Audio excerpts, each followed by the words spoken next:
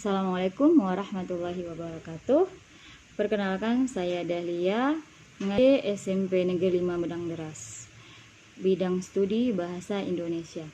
Nah, video ini dibuat bertujuan untuk membantu peserta didik untuk belajar di rumah secara mandiri dengan bimbingan orang tua. Nah, hal ini kita hadapi karena pada saat ini kita sedang menghadapi wabah yaitu COVID-19.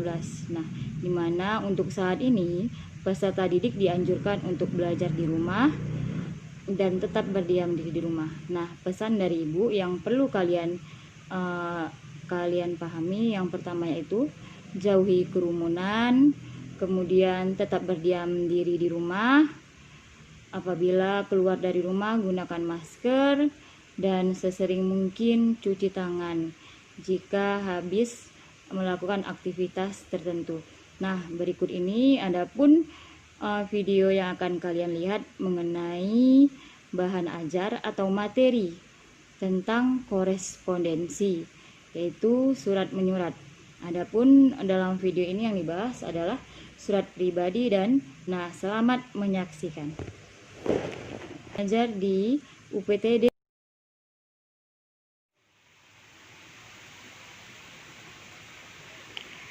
Dalam pembelajaran kali ini kita akan membahas mengenai korespondensi dengan surat dinas dan surat pribadi. Berikut pembahasannya. Nah, sebelum kita lebih jauh membahas mengenai materi, ada hal yang perlu kalian ketahui. Dalam pembelajaran di sekolah, ada 3 aspek yang dinilai. Yang pertama, ini adalah sikap. Nah, yang pertama, KI 1, menghargai dan menghayati ajaran agama yang dianutnya. Yang kedua, menghargai dan menghayati perilaku jujur, disiplin, tanggung jawab, dan seterusnya. Nah, ini merupakan kompetensi sikap yang harus ada dalam diri kalian. Nah, sedangkan KI 3, memahami pengetahuan. Nah, KI 3 ini adalah aspek pengetahuan, di mana setelah pembelajaran ini berakhir, kalian menguasai atau memahami materi yang telah disampaikan. Nah, yang ke KI 4 ini adalah keterampilan. Aspek keterampilan. Aspek keterampilan ini yaitu mencoba mengolah dan menyaji dalam ranah konkret. Nah, aspek atau kompetensi inti yang keempat ini adalah merupakan ranah keterampilan. Artinya apa? Setelah pembelajaran ini berakhir, kalian dapat menyajikan surat dinas dan surat pribadi dengan konkret.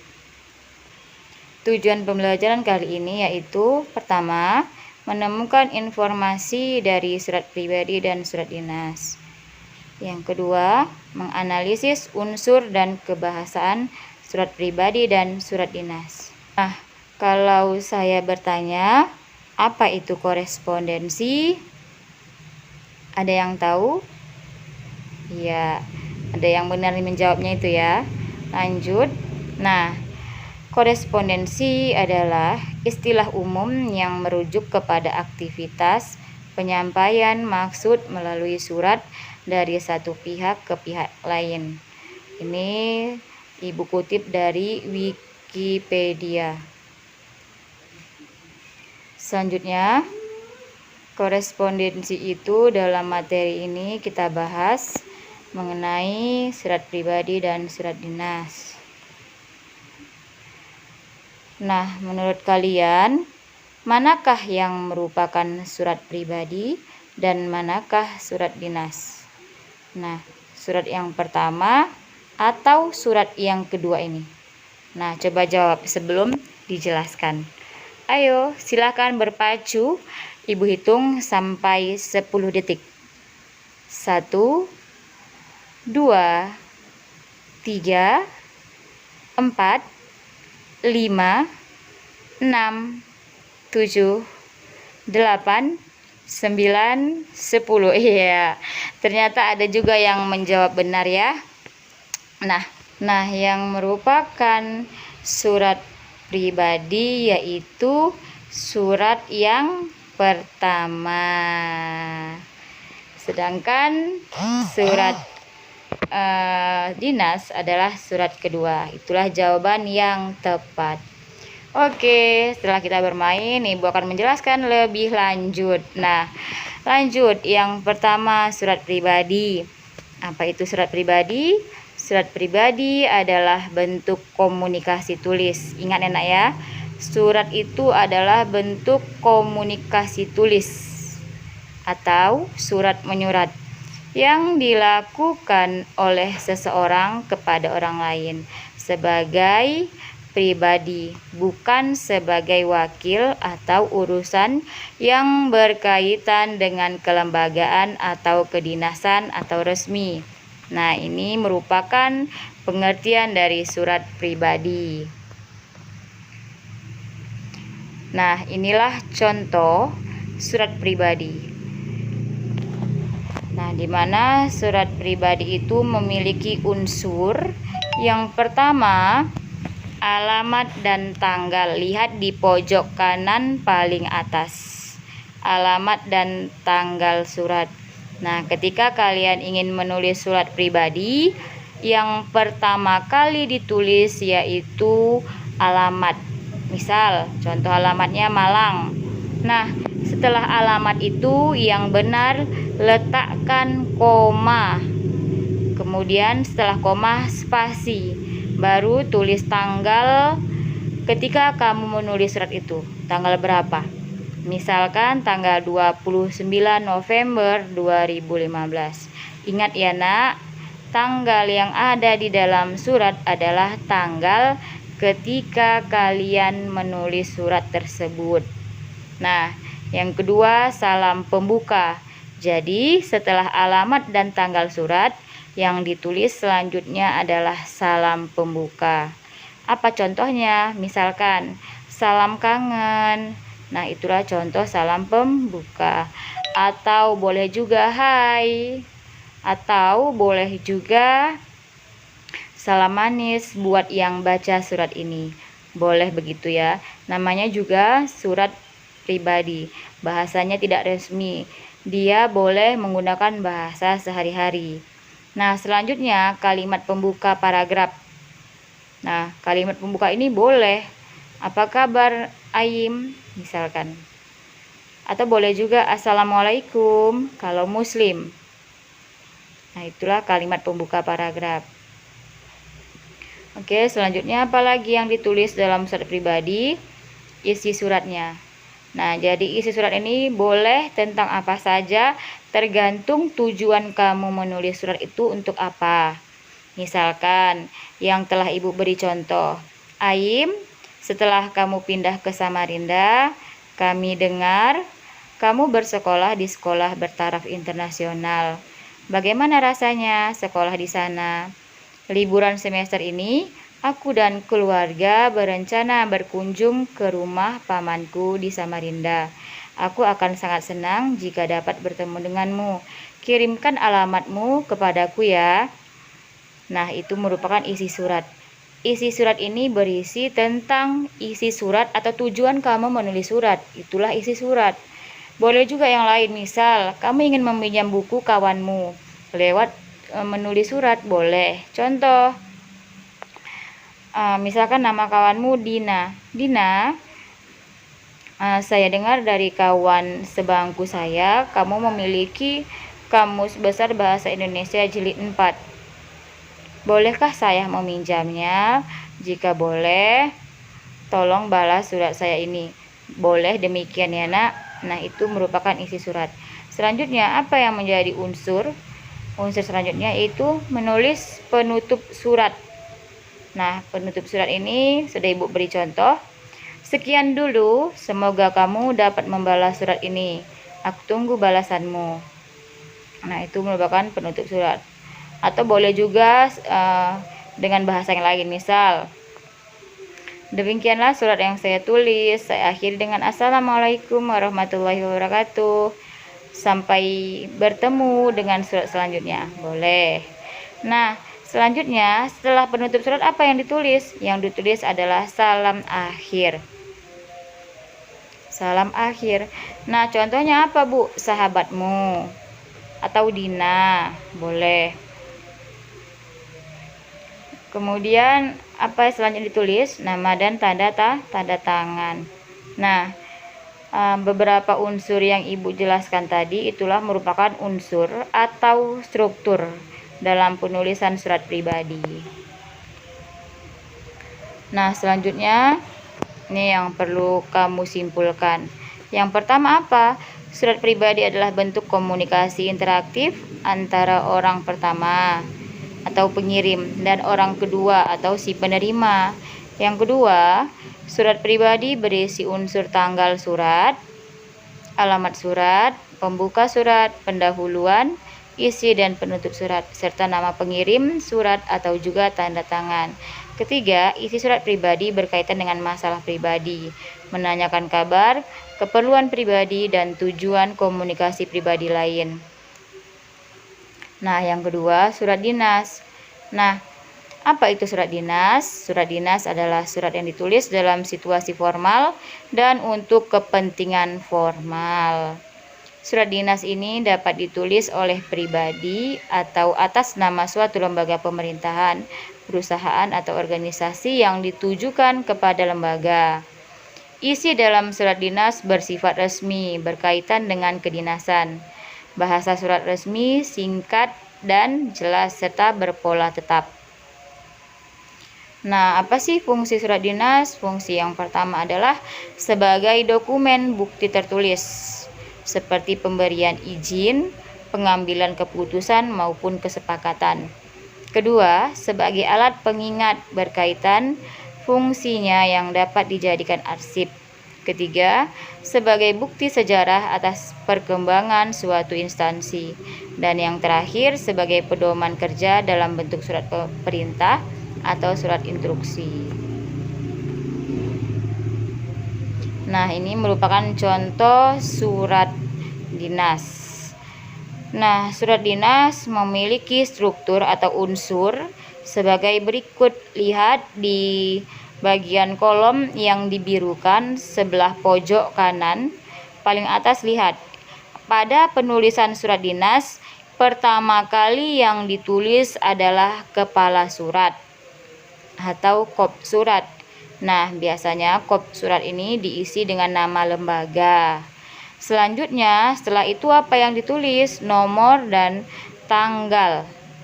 Nah, jadi pertama kali itu ada yang ditulis nomor dan tanggal. Lihat, tanggalnya tanggal ketika kalian menulis surat. Nah, setelah itu apalagi? Jumlah lampiran berisi inti atau tujuan surat. Nah, jadi pada baris ini yang pertama tadi yang perlu kamu ingat, pertama kali itu menulis tanggal. Setelah menulis tanggal, tulis nomor surat. Setelah nomor surat apalagi? Lampiran. Misal lampiran 1 berkas. Setelah itu apa? Perihal. Perihal itu adalah tujuan surat atau isi surat. Apa sih tujuan surat itu ditulis? Itulah perihal. Selanjutnya alamat. Nah, alamat ini adalah alamat yang dituju. Ingat ya, alamat yang di atas adalah alamat yang dituju, bukan alamat si atau alamat instansi. Contoh, yang terhormat. Nah, itu perlu diperhatikan cara penulisan yang benar. Yang terhormat Kepala Kuarcap Jakarta Pusat di Jakarta. Nah, setelah itu apalagi yang ditulis? Selanjutnya adalah struktur yang selanjutnya, yaitu salam pembuka. Salam pembuka dalam surat dinas ini agak unik. Dia tidak pernah berubah. Selalu dibuka dengan salam pembuka, yaitu dengan hormat. Lihat penulisan yang benar. D-nya besar, hanya kecil, kemudian setelah T ada tanda koma.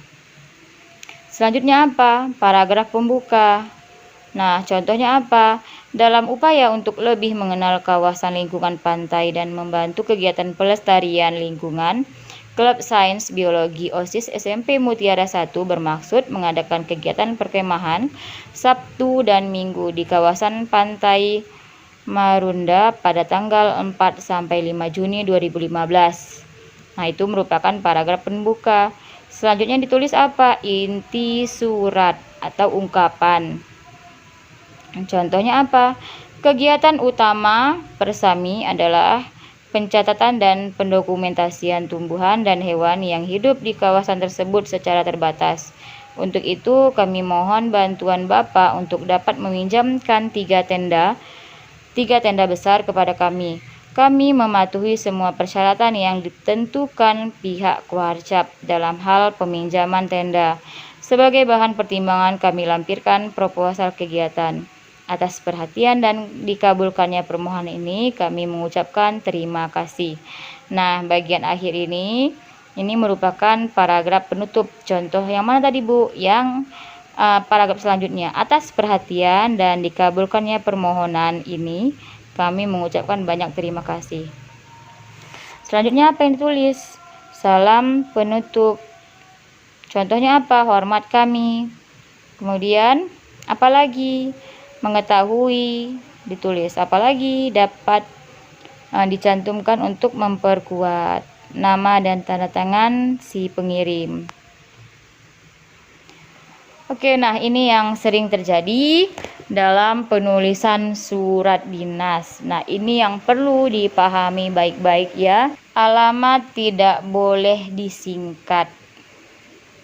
Singkatan nama orang yang digunakan sebagai nama jalan diperbolehkan untuk kepala surat, misal MT Haryono. Bagian kesalahan dalam penulisan surat. Nah, sebenarnya coba lihat bagian yang pertama, Balai Pendidikan dan Pelatihan Keuangan Malang. Itu sebenarnya benar ya Nak ya. Tidak ada salahnya di situ. Jadi itu sah-sah saja. Nah, lihat yang kedua. Jalan B Sempor nomor 28 Malang 6165 151, telepon 0341. Nah, ini salah. Kenapa salah? Karena jalan itu tidak boleh disingkat. Tidak boleh nama misalkan jalan B. Itu salah. Yang benar adalah Jalan Bendungan. Kenapa? Kalau disingkat B gitu orang bisa menduga-duga.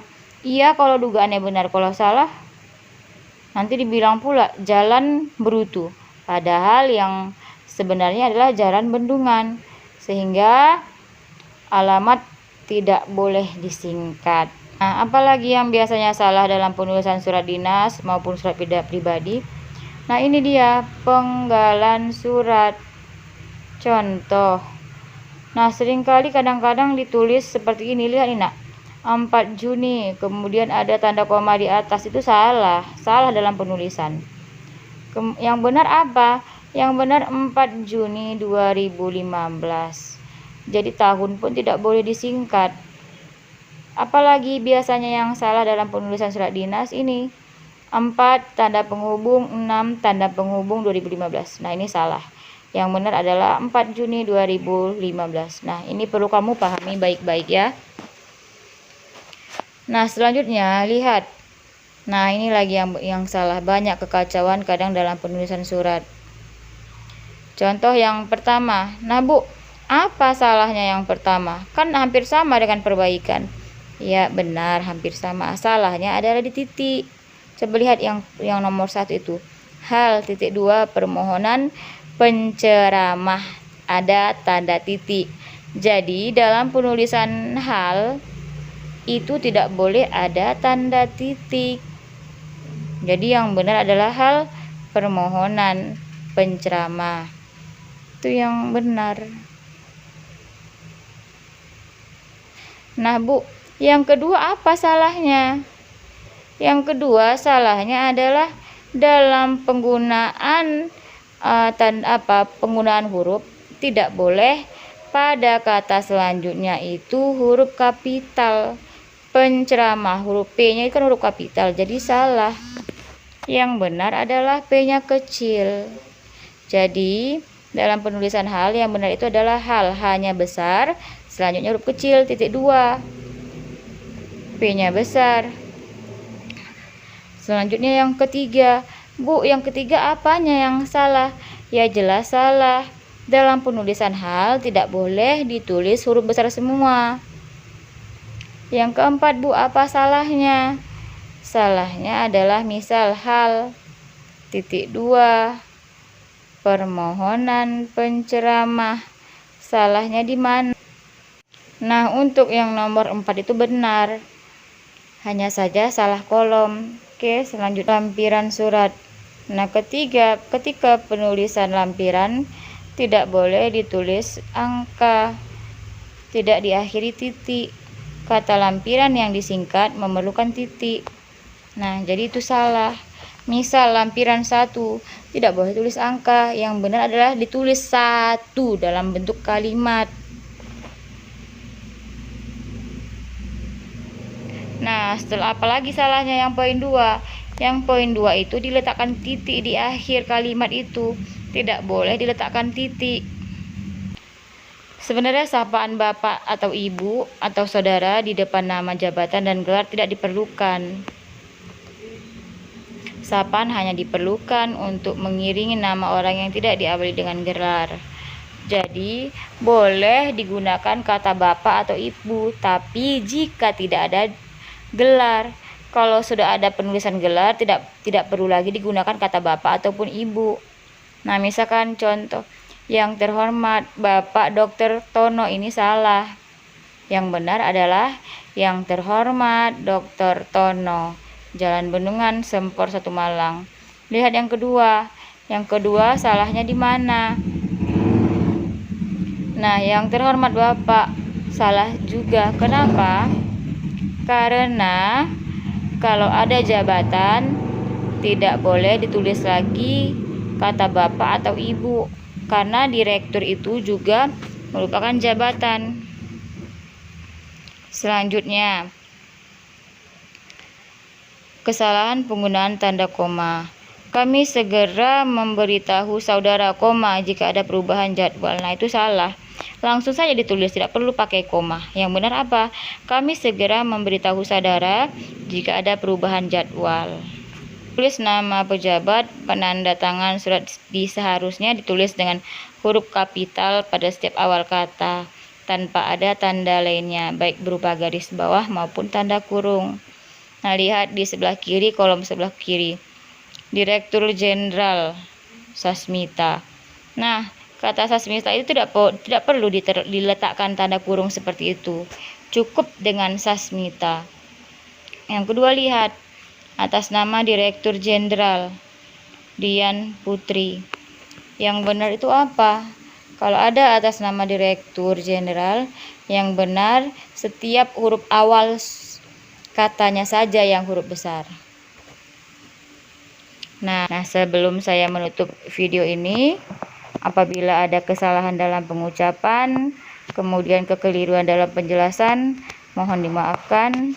Sekian dan terima kasih. Assalamualaikum warahmatullahi wabarakatuh.